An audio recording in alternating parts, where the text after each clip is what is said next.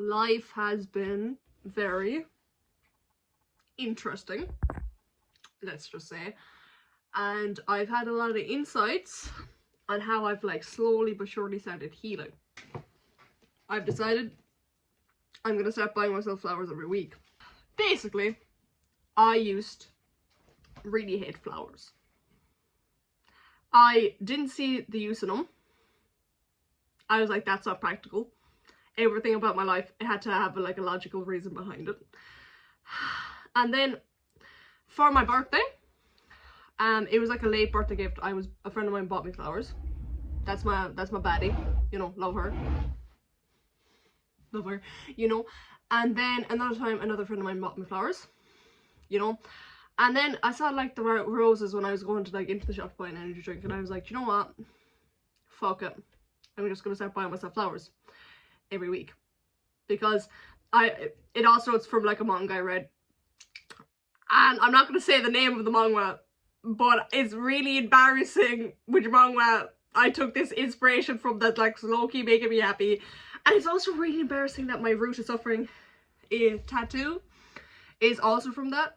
But listen, do you know what? As long as you can take a life lesson from as long as the life lesson benefits my life, it is what it is, you know? But it makes me strangely happy.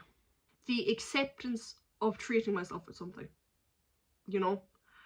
And I feel like me buying myself flowers every week is something healthy. Maybe my absolute dependency on nicotine, no, not oh fuck off, not on caffeine is quite unhealthy, but hey, I'm just a girl.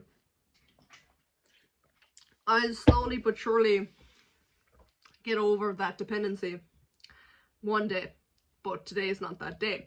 Can I also just say, when you're in public and you have a bouquet of flowers, you get like a lot of reactions, and it's the type of thing where it's like, listen, I bought these for myself, I'm sorry, because like it was just a Monday at like 4, like it was like 4, right?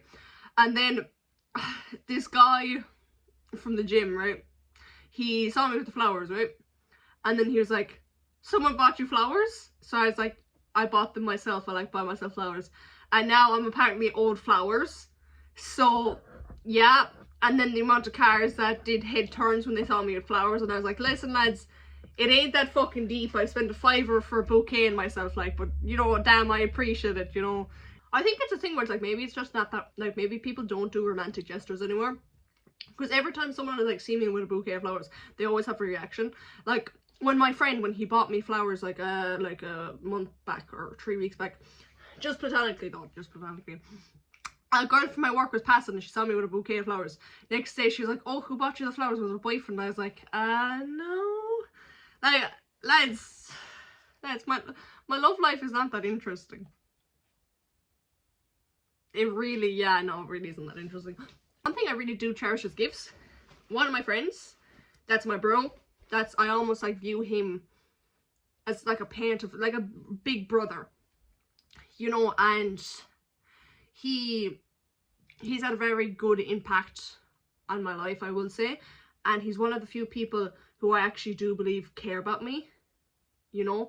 And I have my location for him and his girlfriend on, just because I'm friends with the two of them, and I never thought I would ever put my location on for someone, you know, because I'm such a big person, like, why the fuck do you need to know where I'm at, type thing. I'm like so big on that, you know, I'm so big on my privacy, and like I never thought I'd trust someone enough to keep my location on for him, you know, because I'm like, oh, why do you need to know where I'm at? Just fucking message me if you're that serious. And then like, thing is, if someone messaged me where I'm at, I wouldn't let them know.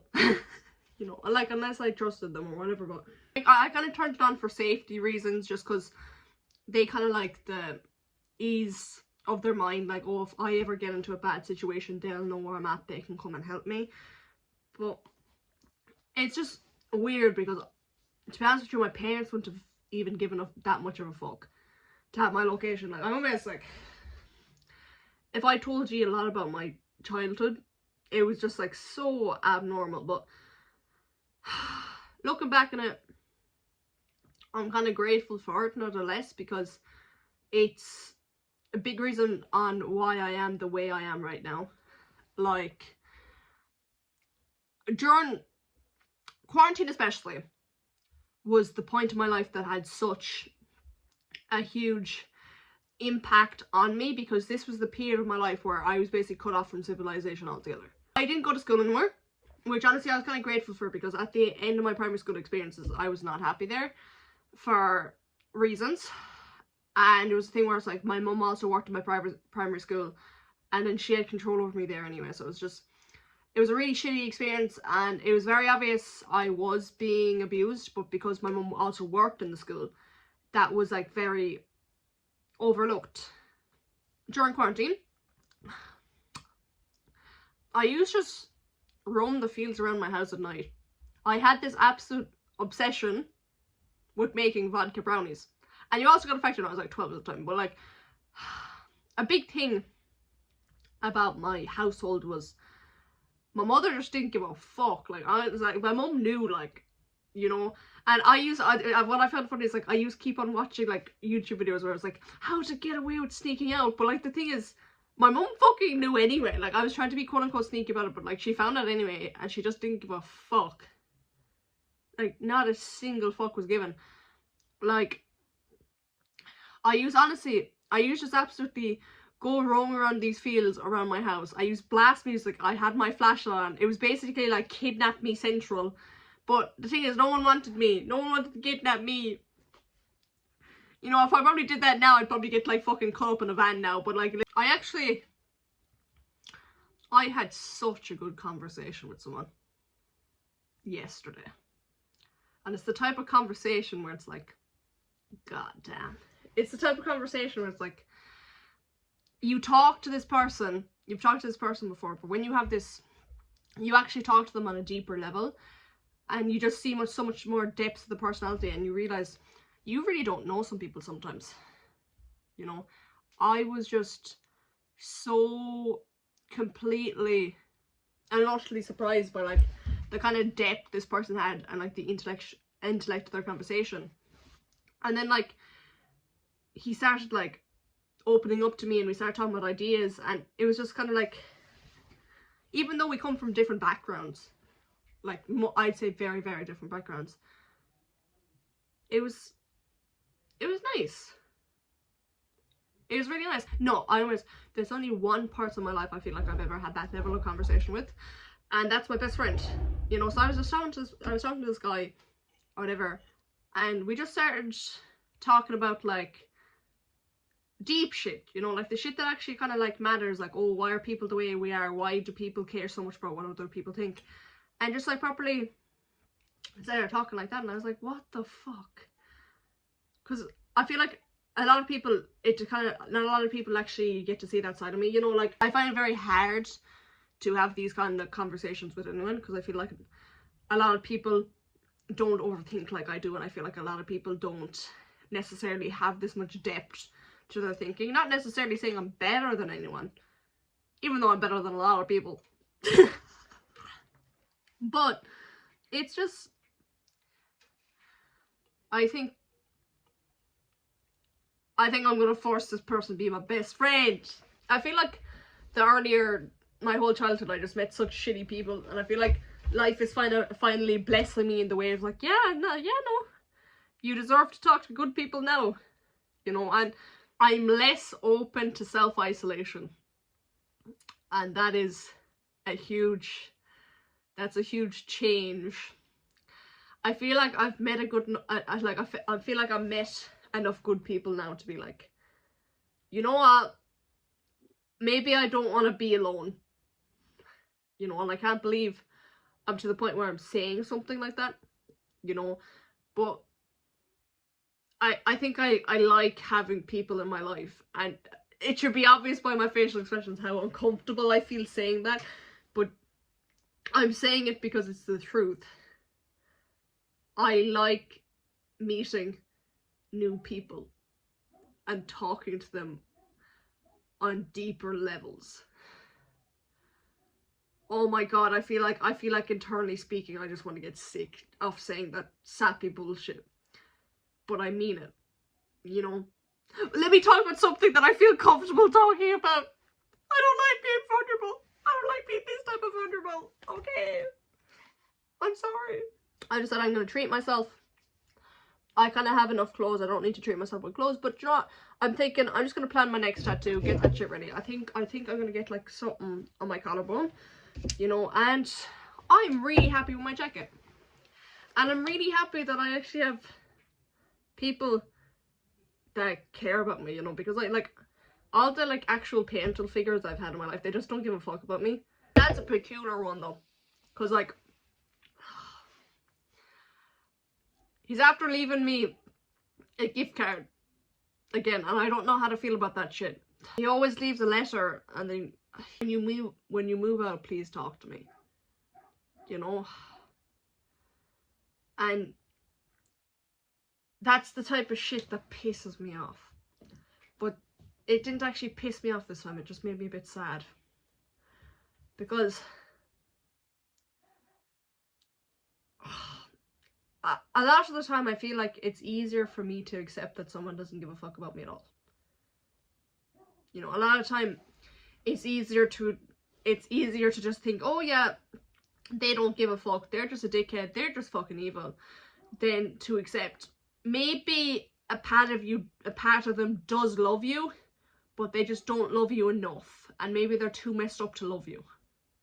You know, like sometimes it's a lot easier to kind of simplify things than accept the reality, because just because a weird twist, like just a weird part of him does care about me, doesn't mean he deserves to be in my life. You know, and I had this conversation with a cousin I'm actually really close to, and I basically said, like, listen, honestly, when my dad dies, I don't think I'm showing up to his funeral. You know? And she's like, listen, no, like, come on, like, no matter what happened, you have to go. But a big part of me thinks about, like, how many birthdays did he miss? You know? And it's like, it's one thing he abandoned me, but, like, I gave him a second chance on making amends with me. And he chose his alcohol, and he chose his mental illness over me. You know, so I don't think I'm showing up to that funeral. Like, it should be very obvious I'm not showing up to my mum's funeral. I'll show up to her grave, just go piss on it and put like fucking oil on it or some shit. Like, my hands on some chemicals that will just to get rid of her body altogether. I'll fucking do it. You know, like it's very obvious I would never show up to my mum's funeral. You couldn't fucking pay me to. You know, but with my dad, I suppose part of me feels a bit guilty. If anything, I have every right not to show up. You know? But it's the fact he's still trying in his weird fucked up way. You know?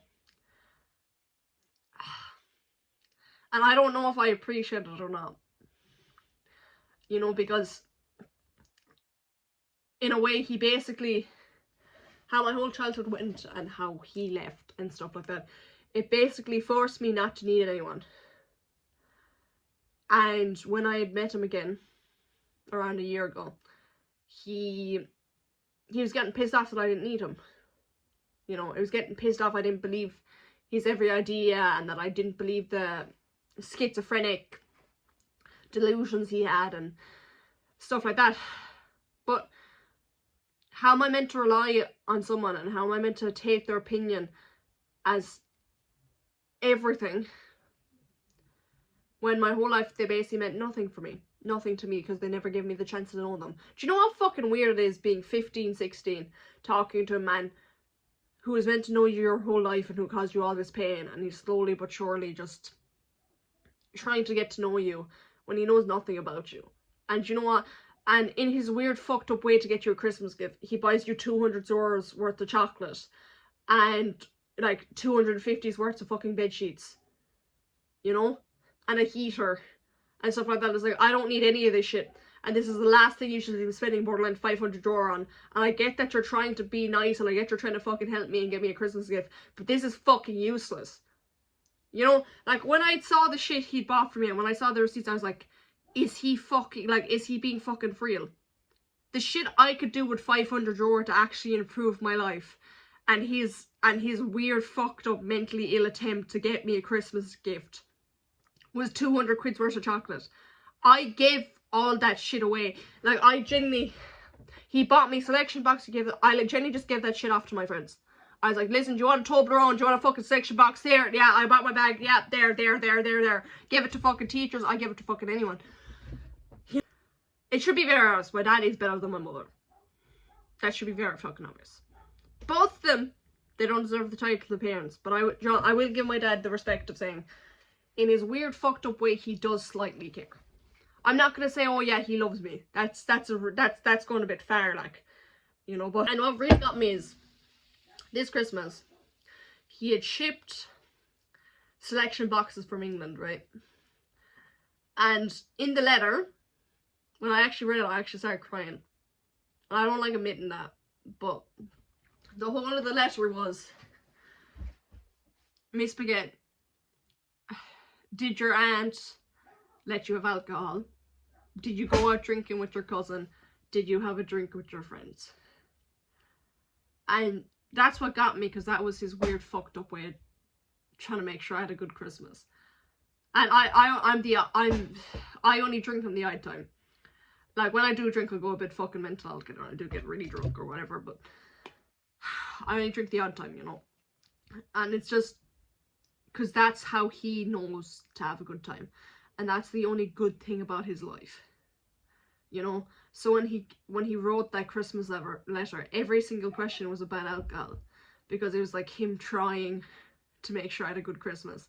And that's the type of shit that it's pitiful. So fucking pitiful. You know? And I've already said this in multiple videos, but like for the longest time, I hate, like, it was a core wound of mine that my father left. But as time went on, I'm so fucking grateful for it. You know?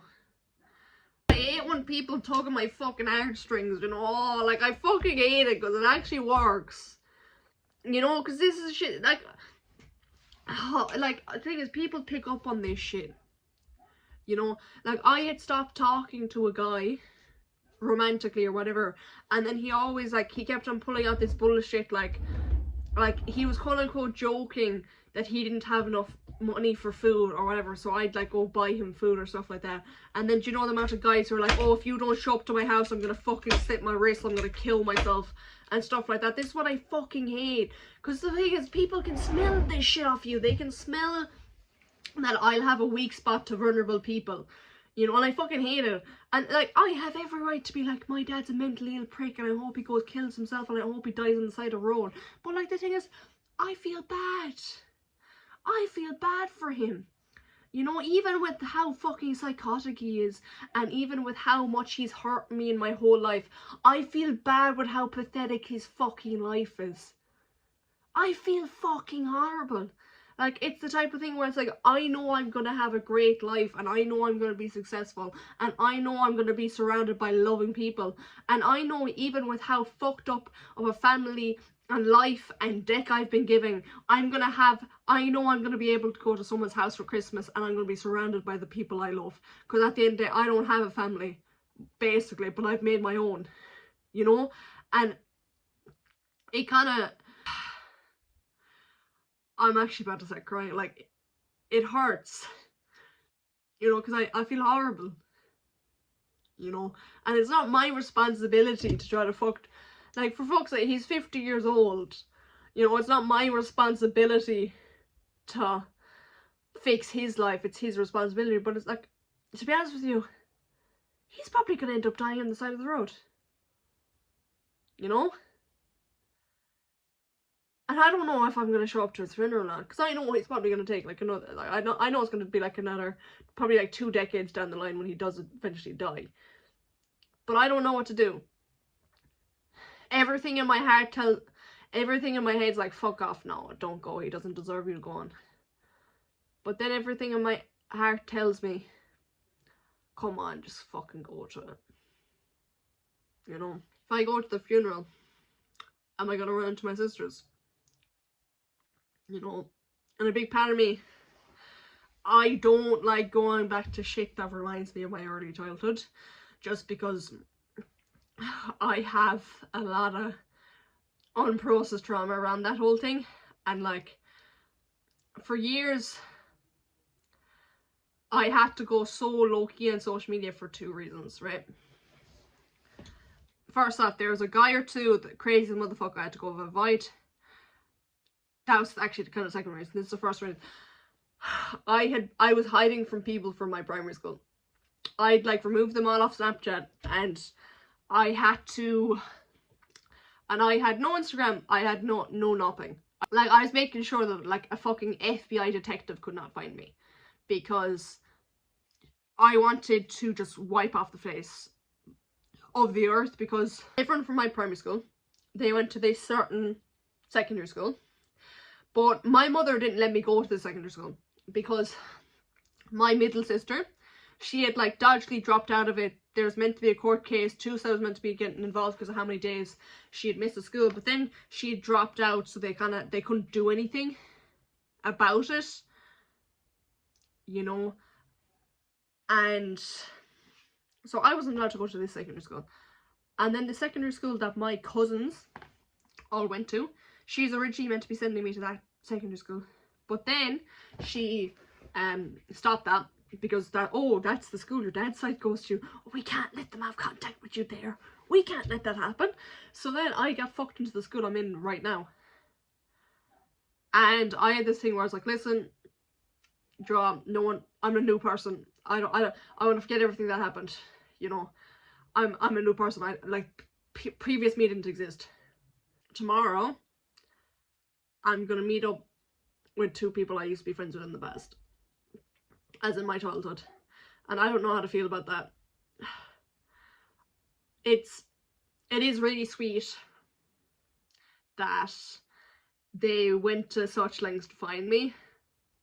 It is really, really fucking sweet. And do you know what? I really appreciate it. Because it's John. I'm 17 now. It's probably been around 5 years. It's been 5 years since we've seen each other. You know? And I can't believe this is actually happening. And I can't believe I actually accepted that friend request. And I can't even believe how. Because I have 3 Instagram accounts, right? I have my main private one. Nuggy has an Instagram account. This is my son out here, he has an Instagram account. And then I have my third one, which is like kind of like my gym one. But like, some people actually take that shit seriously, but I'm kind of just like posting fucking photos and taking absolute piss on that one. But either way, they had found me off my gym account, which does not have my name in it at all. And they had recognized me because they found my Facebook, and they recognized what my face looked like off my Facebook that they find. Going to Facebook and stalk someone's fucking crazy altogether, but I fuck with it. Think smarter, not harder, lads. But, and it's weird, and I don't know if I'm ready to go back to the town near where my primary school was, because I had passed it on a bus once. And all these memories came back, but you know what? I'm stronger now. I think I can do it. You know. And the people from my school, right? Oh, where my school is, my secondary school now, it is around a half an hour away from my primary school. Right? And so some of the people that go to my school, they'd follow people from my primary school, but they'd only follow like the odd person or two, you know. But I don't think I would have come up in conversation or anything, because people from my primary school, I didn't tell them what secondary school I was going to and stuff like that. For the longest time I hated the idea of someone finding out what I was like growing up, just because of how fucked up I was. You know? I don't know. Like, the things I would do just to go back in time to give that poor kid a fucking hug. You know, I was in so much pain. You know, and when these 2 friends had contacted me, right, about everything. I'd like given them the heads up. Listen, I know my mum used to work in the school, but I don't live with her anymore for XY reasons. Yeah, it wasn't safe for me to live with her. And then the first thing one of the girls asked me was like, oh, did she feed you? You know, and she was like, oh, I remember how skinny you were, and I remember during PE that you change, and we could see the muscles, like, not the muscles, the bones on your back. And then I had to be like, to be honest with you, no. You know? And I think there's such a social stigma to mothers, and, you know, oh, your mother is the main person who's ever going to love you unconditionally in this world. And I'm not necessarily embarrassed by it, but I wouldn't be the most confident in it either, just because I feel like every time I have to go explain, like, oh yeah, my mum had money, she just chose not to feed us because she didn't love us. There's always like an awkward silence that kind of hits after that, and that's why I don't really like opening up the most. Do you know what I've really weirdly started believing in? This kind of like theory that when you're finished your course with someone, you just don't see them anymore. You know? And I've strangely started believing in that, because this person who I had like such oh, I don't like saying this, I don't like saying it, that I had such deep, strong feelings, and I suppose I did care about him. And I don't see them anymore. And we used to share the same environments and stuff like that, but I just don't see them anymore. In a weird way, I'm grateful I met them though. Absolute cut off central here, and I love cutting people off, but he's the only person that's ever survived my cutoff. But because I tried cutting him off, but he just wouldn't let it happen, you know. Like, he was like, nah, you're stuck with me, like, you're not like, oh yeah, you know, even if you have to stay in my life as a friend, you're staying as a friend, like, you know. And in a weird way, I really appreciate that, you know. But we don't see each other anymore, and we've kind of both moved on with our lives. But I'm so grateful I met this person, you know, because he's the one person who actually opened me up to the idea of love, you know. And I'm happy nothing happened between us, because he would have been such a shitty boyfriend. Like, he would have been such a shitty boyfriend. But, like, my God, did I love him. You know? And I don't like saying that. And and it was like a secret, like, and no one knew about it. But sometimes you're just grateful you met someone. You know, and he's one of the few people I'm actually grateful I ever met. You know, and I'm gonna be facing some demons tomorrow when I go to not my hometown, my primary school town, because I'd lived like, I'd lived like 10 minutes away from where my primary school lived, but you had to go down a weird road, whatever, and this was the primary school my mum worked at. But the thing is, I look so differently from how I did before, you wouldn't recognise me, so I'm gonna get away with it. I'm just a bad bitch with a fat ass now, so. And back during my primary school days, I was a fucking tomboy who everyone thought was trans, so. You know? But, you know what? We be the baddest bitches, like low-key. Yeah, low-key, I'm just speaking for myself, you know. Yeah, but it's fucking funny how life works. Oh my, I feel like I'm gonna run into some people. I feel like I'm gonna go down absolutely memory lane, and I'm not ready for it. I'm not even the slightest bit ready, but I'm just a girl. You know, it is what it is. You know, I'm gonna take life by the balls, and I'm gonna go down my childhood memory lane and speak to people who were friends with me when I was at my childhood. And like, a big reason why I don't even speak to my sisters anymore is honestly just for the pure fact I'm being a pussy. You know, like, I really do care about my older sister, and I really do hope she's okay. But I can't. Talking to her just brings back too many memories. You know? And talking to someone that talks to my mother, that ain't up my alley. Like, that's kind of a no for me, low key. So, but I'm gonna leave it here, and I will keep you updated on my life, I suppose.